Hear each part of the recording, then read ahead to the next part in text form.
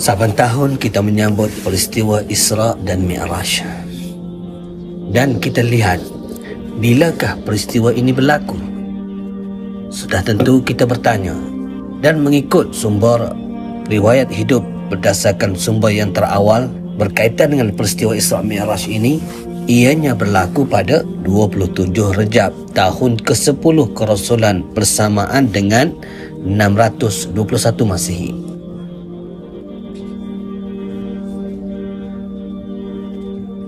Pada tahun itu juga Rasulullah diuji dengan pelbagai ujian. Peristiwa yang berlaku selepas kewafatan Abu Talib, bapa saudara baginda yang tersayang. Begitu juga dengan Sayyidatina Khadijah, isteri baginda. Tahun tersebut dikenali dengan tahun duka cita. Pernahkah kita terfikir, apakah sebenarnya yang dikatakan Isra itu? Isra ialah perjalanan Rasulullah sallallahu alaihi wasallam dari Masjidil Haram menuju ke Masjidil Aqsa.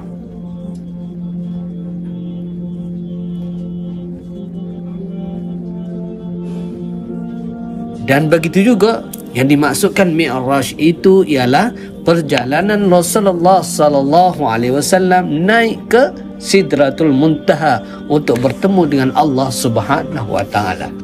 Dan dalam perjalanan naik ke Sidratul Muntaha, Rasulullah diketemukan dengan nabi-nabi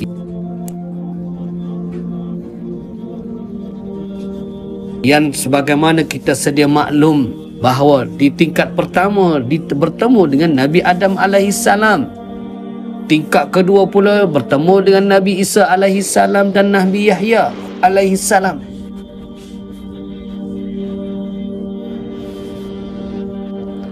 Langit ketiga bertemu pula dengan Nabi Yusuf alaihissalam. Langit keempat bertemu dengan baginda Idris alaihissalam.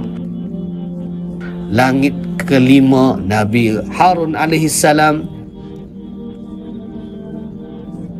Langit keenam Nabi Musa alaihissalam. Dan langit yang ketujuh ialah bertemu dengan Nabi Ibrahim alaihissalam. Naik ke Sidratul Muntaha, anugerah yang paling bernilai dalam kehidupan kita sebagai umat Nabi Muhammad sallallahu alaihi wasallam. Rasulullah telah menerima salat untuk kita laksanakan pada hari ini.